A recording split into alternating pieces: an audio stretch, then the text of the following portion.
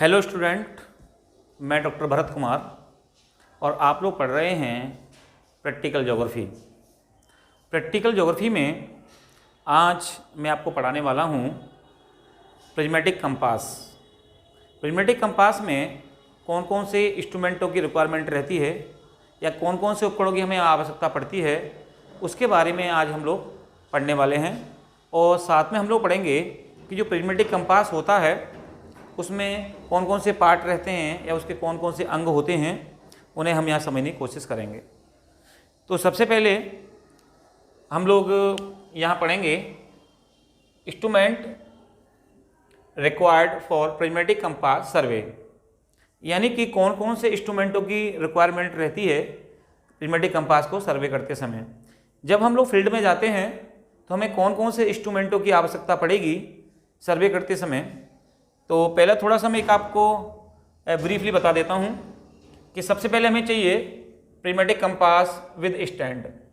हमें एक prismatic compass की आवश्यकता होगी, जैसा कि आप देख पा रहे होंगे कि आपके सामने ये प्रिज्मेटिक कंपास विद स्टैंड है। इसके अलावा हमें आवश्यकता होगी चेन की या टेप की, जिससे हम लोग दूरी को मेजर कर पाएंगे। इसके अलावा हमें आवश्यकता होगी एरो की या पिन की, जिससे हम लोग सेंटरिंग को लेते हैं। इसके अलावा हमें आवश्यकता होगी प्लम बॉब की, जो हमें सेंटरिंग के काम आता है। इसके अलावा हमें आवश्यकता रहती है स्पिरिट लेवल की। स्पिरिट लेवल को हम लोग इसको लेवलिंग करने के लिए हम उसका प्रयोग करते हैं। हमें आवश्यकता होगी रेंजिंग रॉड की, जिससे हम लोग अपने ऑब्जेक्टिव को देखते हैं या स्टेशन ए से बी को देखते हैं। इसके अलावा हमें ड्राइंग शीट और कुछ पेपरों की भी आवश्यकता रहती है।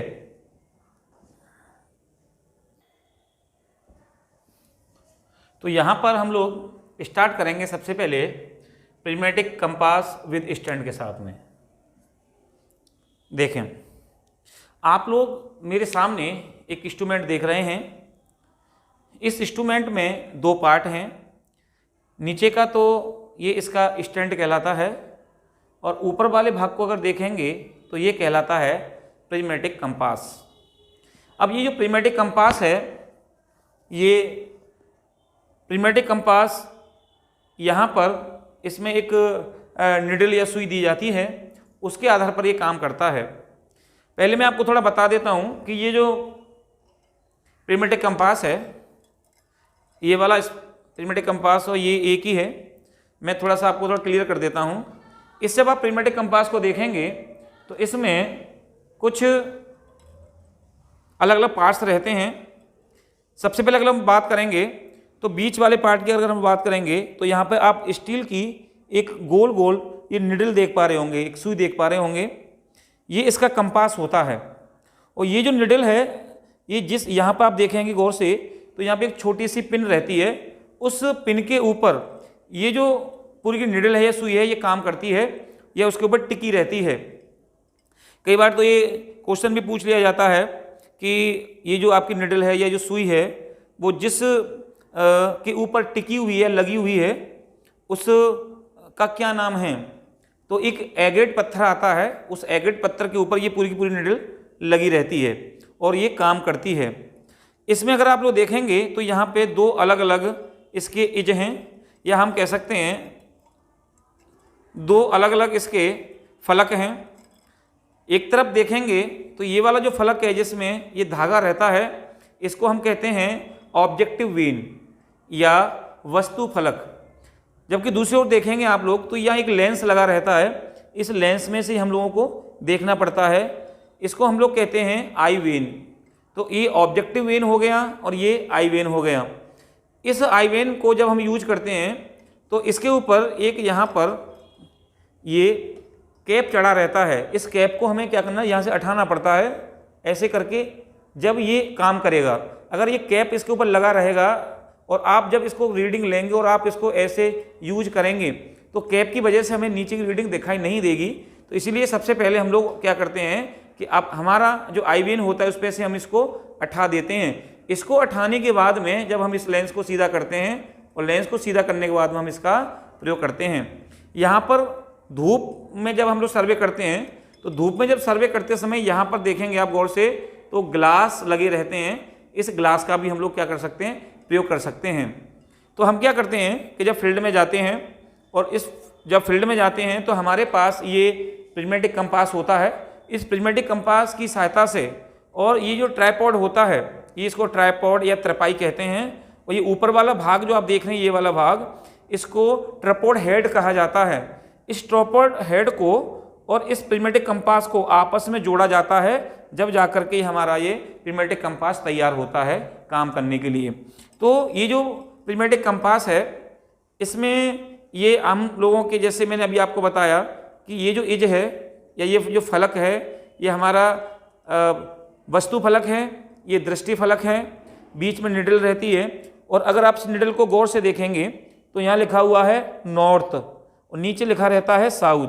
तो इस पे प्लेट पर नंबर डले रहते हैं, और यहाँ पर जो नंबर होते हैं अगर आप लोग देखेंगे तो ये पूरे के पूरे 360 तक नंबर रहते हैं। यानी 0 से स्टार्ट होंगे इस निडल पे, 10, 20, 30 और 350 के बाद में फिर 0 वाला निशान आ जाता है और वो 3 से 60 को शो होता है। ऊपर की साइड देखेंगे तो यहाँ नॉर्थ रहता है, नीचे साउथ रहता है। ये प्लेट उल्टी होती है, उल्टी प्लेट होती है, और जब हम इसमें लेंस से ऐसे देखते हैं और रीडिंग को पढ़ते हैं तो इस लेंस की सहायता से ये उल्टे नंबर हमें सीधे दिखाई देते हैं। और जब हम इसका फील्ड में प्रयोग करते हैं तो हम एक आंख से नीचे प्लेट की ओर, और ये जो कटा हुआ जो स्लाइड कटी हुई है, तो जब हम किसी ऑब्जेक्ट को लेते हैं तो एक आंख से नीचे की ओर और इस कटे हुई स्लाइड में से और आगे जो धागा दिया गया है उस धागे से अपने ऑब्जेक्टिव को देखते हैं। तो एक साथ यहाँ पर हम लोग देखेंगे, हमें यहाँ 4 चीज़ फोकस करनी होती हैं। नंबर 1 रीडिंग की तरफ देखना, नंबर 2 इस कटे हुई स्लाइड में से आगे की ओर देखना, नंबर 3 धागे को टच करते हुए देखना, और नंबर 4 जो आप ऑब्जेक्टिव ले रहे हैं उसको टच करना। तो जब हम रीडिंग लेते हैं तो कटा हुआ भाग प्लस धागा प्लस ऑब्जेक्टिव, ये तीनों एक सीध में आते हैं। फिर हम नीचे जाकर के इनको रीडिंगों को क्या करते हैं, पढ़ लेते हैं। और जब हम इस पर रीडिंग को पढ़ते हैं तो पढ़ने पर हम देखेंगे कि अगर हम लोग इसमें रीडिंग लेते हैं तो अगर हम लोग दाईं हाथ की ओर आते हैं, अगर आप ऐसे देखेंगे, अगर दाईं हाथ की ओर देखेंगे तो यहाँ रीडिंग घटती हुई दिखाई देंगी, और बाईं हाथ की ओर आपको रीडिंग क्या है, बढ़ती हुई दिखाई देंगी। तो ये है प्रिज्मेटिक कंपास। इस प्रिज्मेटिक कंपास की सहायता से हम लोग फील्ड में सर्वे कर पाते हैं। ये हमें प्रिज्मेटिक कंपास, ट्राइपॉड, ये दोनों की आवश्यकता रहती है। इसके ऊपर इसको हम लोग कस लेते हैं और कसने के बाद में हम इसका प्रयोग करते हैं। इसके बाद में हम लोग बात करेंगे अगले इंस्ट्रूमेंट के बारे में। तो अगले इंस्ट्रूमेंट का नाम है चेन या टेप। चेन या टेप की अगर हम लोग बात करेंगे, जिसको हम लोग फीता कहते हैं। फीता मुख्य रूप से हम लोग हॉरिजेंटल जो क्षैतिज दूरी होती है उसको मापने के लिए या मेजर करने के लिए हम लोग इसका प्रयोग करते हैं। और ये जो फीता होता है, अगर आप इसको गौर से देखेंगे तो इस फीते के एक तरफ यहाँ पर देखेंगे तो फिट में दूरियाँ होती हैं, 12-12 इंच पे 1 फिट की दूरी होती है, और दूसरी अगर तरफ आप देखेंगे तो मीटर की इकाइयाँ होती हैं। तो हम अपने फील्ड में मीटर से भी पढ़ सकते हैं और हम लोग क्या फीट से भी पढ़ सकते हैं। ये जो फीता है ये 100 फिट वाला या 30 मीटर वाला फीता है। फीता भी कई प्रकार के होते हैं, और फीते को हम लोग क्या करते हैं, अपनी आवश्यकता के अनुसार, जितना बड़ा फील्ड होता है उसके अनुसार हम लोग इन फीते का प्रयोग करते हैं। ये फीता 100 फिट में, 200 फिट में भी आते हैं। और ये फीते जो होते हैं इनके भी कई प्रकार होते हैं। उसमें आप लोगों के कपड़े के फीते भी आते हैं, इस्पाती फीते भी आते हैं, और इनमें फाइबर के भी फीते आते हैं। तो सबसे पहले हमारा हो गया प्रिज्मेटिक कंपास विद स्टैंड, जो मैं आपको बता चुका। अभी मैंने आपको बताया चेन एंड टेप के बारे में कि चेन और टेप क्या होती है। तो हम टेप का प्रयोग मोस्टली हम लोग कर लेते हैं। अगला है एरो या पिन। एरो या पिन क्या होते हैं ये आप लोग देख पाएंगे। इसको एरो या पिन कहते हैं।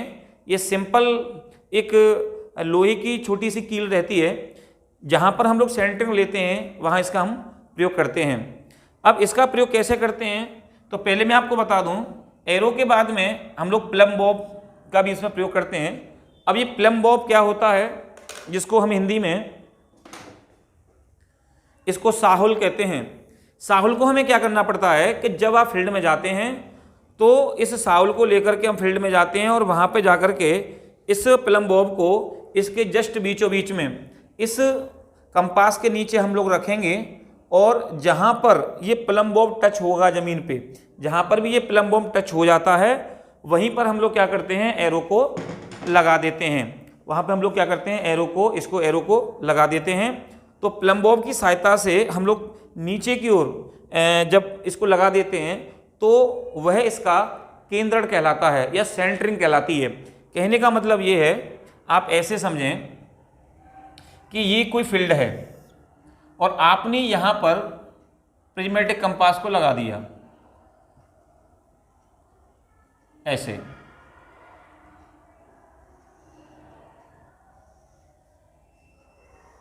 इस प्रकार। अब मान के चलें कि यहाँ पर कोई इलेक्ट्रिक पोल दिया गया है, यहाँ पर कोई इलेक्ट्रिक पोल है और आप यहाँ से इस इलेक्ट्रिक पोल को देख रहे हैं।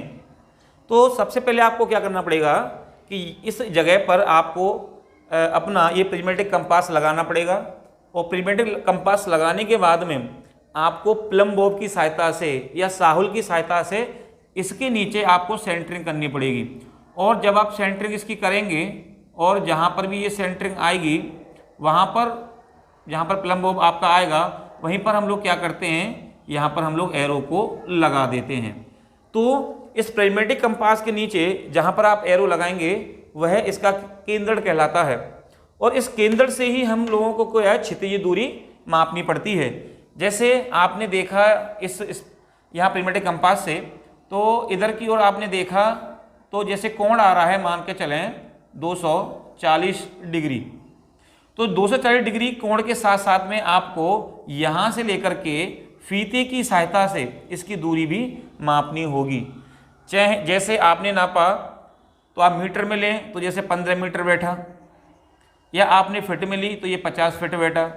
तो उस क्षैतिजीय दूरी को नापने के लिए हम लोग क्या करते हैं कि यहाँ से यहाँ तक के लिए हम लोग फीते का प्रयोग करते हैं, लेकिन वह दूरी यहाँ कहाँ से ली जाएगी वह निर्भर करेगा केंद्र के ऊपर।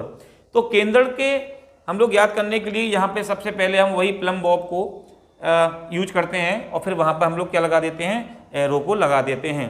और एरो लगाने के बाद में वो हमारा केंद्र हो जाता है। फिर हम लोग क्या करते हैं कि आगे का जो प्रोसेस होता है नापने का वो कर लेते हैं। इसके अलावा जब हम लोग फील्ड में जाते हैं तो और हमें इस इंस्ट्रूमेंट की आवश्यकता चाहिए, वो है स्प्लिट लेवल। स्प्लिट लेवल जैसा कि आप लोग जानते होंगे, इसको समतल करने के लिए यूज किया जाता है। और ये आप लोग देख पा रहे होंगे मेरे हाथ में एक स्प्लिट लेवल है। अब इस स्प्लिट लेवल का प्रयोग कैसे करेंगे? स्प्लिट लेवल का प्रयोग करने के लिए आप यहाँ देख रहे होंगे इस स्प्लिट लेवल में एक आपको बुलबुला दिखाई दे रहा होगा और ये जो बुलबुला है ये हवा का बुलबुला रहता है और इसमें एल्कोहल भरा रहता है। और जब हम लोग इसको यूज करते हैं और ये बुलबुला जिस साइड में, जैसे आप ऐसा थोड़ा मैं तिरछा किया तो ये बुलबुला ऊपर आया, तो जिधर चला जाता है उधर ऊंचा भाग होता है। तो इसको हम क्या करते हैं कि जैसे ये कंपास है तो कंपास के मिडिल में इसको रखेंगे ऐसे, और ये देखेंगे कि हमारा स्प्लिट तिरछा तो नहीं है। तिरछा होता है तो इसको हम अपने हिसाब से क्या है, इसको सेट कर लेते हैं। और सेट करने के जहाँ ये सेट हो जाता है, अब सेंटर में हो गया जैसे, तो अब ये हमारा जो स्प्लिट लेवल है वो एकदम क्या है, लेवल में है। इससे फ़ायदा ये रहता है लेवल करने से, अगर आप इसको लेवल कर लेते हैं तो आपकी जो रीडिंग है, जो आप लेंस में रीडिंग देखेंगे वो आपको स्पष्ट दिखाई देगी।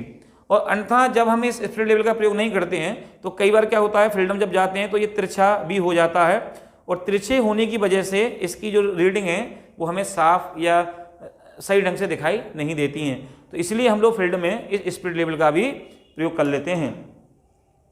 इसके अलावा हम लोग बात करेंगे, अगला है रेंजिंग रॉड। रेंजिंग रॉड जो इंस्ट्रूमेंट है ये हर सर्वे में प्रयोग में किया जाता है। और ये आप देख रहे होंगे मेरे हाथ में एक रेंजिंग रॉड है और इस रेंजिंग रॉड का उपयोग जब हम फील्ड में जाते हैं तो प्रिज्मेटिक कंपास में स्टेशन लेने के लिए भी इसका उपयोग हमें करना पड़ता है। और इस रेंजिंग रॉड की सहायता से हम लोग कभी कभी क्षैतिज दूरी भी नाप लेते हैं। अब ये जो रेंजिंग रॉड है आप देख रहे होंगे, इसमें white colour, red colour, white colour बना हुआ है तो ये इसलिए बना हुआ है क्योंकि ये दूरी पर बने होते हैं। अगर आप उसको गौर से देखेंगे तो ये 25-25 सेंटीमीटर पर ये रेंजिंग रोड पर निशान रहते हैं।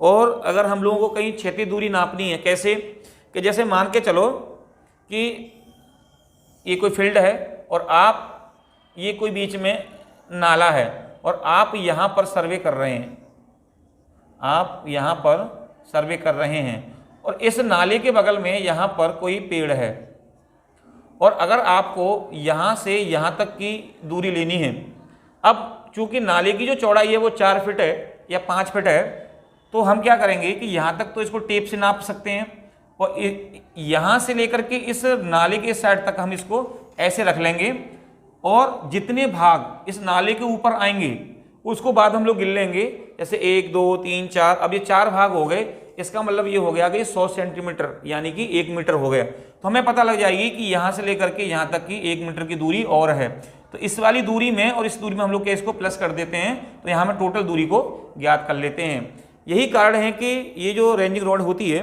इस पे सफ़ेद और लाल कलर में अलग अलग निशान रहते हैं। हालांकि कई बार एग्जाम ये क्वेश्चन भी कर लेते हैं कि क्या कारण है कि ये रेंजिंग रोड पर आपको ये रेड निशान है, इसको हम लोग ब्लू और ब्लैक भी तो कर सकते थे। तो हमारा आंसर होता है कि ये जो रेड कलर होता है इसकी प्रकीर्णता या दूर से देखने की क्षमता ज़्यादा होती है और इसीलिए ये रेड कलर को इस रेंज रोड पे किया जाता है। क्योंकि जब हम किसी पार्क में जाते हैं तो वहाँ ग्रीन कलर रहता है और जब हम दूर से देखते हैं तो हमें रेड कलर स्पष्ट दिखाई देता है। अगर ये ब्लू कलर, ग्रीन कलर या किसी और कलर का होगा तो हमें इतना स्पष्ट नहीं दिखाई देगा। तो इसलिए रेंजिंग रोड का फील्ड में बहुत उपयोग होता है। इसका उपयोग हम लोग, मैंने बताया जैसे कि आपको ये क्षैतिज दूरी नापने के लिए, इसके अलावा कोई स्टेशन निर्धारित करने के लिए, जैसे आप ए स्टेशन पर हैं और अभी आपको आगे चल के यहाँ स्टेशन बी लेना है, तो यहाँ पर आपको पहले रेंजिंग रोड लगानी पड़ेगी जो कि स्टेशन बी होगा, ये ए होगा। तो रेंजिंग रोड की हमें आवश्यकता स्टेशनों को ज्ञात करने के लिए भी पड़ती है। इसके अलावा ये जो रेंजिंग रोड हो गई, रेंजिंग रोड के अलावा हमें फील्ड में जब हम जाते हैं तो हमें ड्राइंग शीट या पेपर की आवश्यकता होती है, या आप कह सकते हैं कि हमें एक फील्ड वर्क बुक भरनी पड़ती है जिसको हम लोग प्लॉट करके लेके आते हैं फील्ड को, फील्ड से आंकड़ों को, और फिर ला करके उन आंकड़ों को हम फिर अपने जो भी काम करना होता है फाइल में वो हम लोग कर लेते हैं। तो हमें ड्राइंग शीट की या पेपरों की भी आवश्यकता रहती है। तो ये रहा आपके सामने instrument required for prismatic compass सर्वे। तो हमारे प्रिज्मेटिक कंपास में कौन कौन से इंस्ट्रूमेंटों की हमें आवश्यकता रहेगी वो आपने इसमें पढ़ा। अब मैं आप लोगों को नेक्स्ट वीडियो में प्रिज्मेटिक कंपास को कैसे करते हैं, प्रिज्मेटिक कंपास की कौन कौन सी विधियाँ होती हैं, उनके बारे में हम लोग अगली वीडियो में डिस्कस करेंगे। और मैं आपको बताऊंगा कि जो 4 विधियाँ होती हैं प्रिज्मेटिक कंपास करने की, उसमें आपकी ट्रेवर्स मेथड है, इंटरसेक्शन मेथड है, रेडिएशन मेथड है और रीसेक्शन मेथड है। तो ये चारों जो विधियाँ होती हैं उनको हम कैसे करते हैं, फील्ड में जब हम सर्वे करने जाएंगे तो हमें एक टेबल बनानी पड़ती है, उस टेबल में हम लोग मान को लेते हैं और उसको हम लोग मान को लेकर के जब हम लोग अपनी फाइल में उसको रिकॉर्ड को मेंशन करते हैं। तो आज के लिए सिर्फ इतना ही। अब नेक्स्ट वीडियो में आपको बताऊंगा कि जब हम फील्ड में जाते हैं तो कैसे हमें टेबल बनानी पड़ती है और कैसे हम रिकॉर्ड को मेंशन करते हैं। Thank you.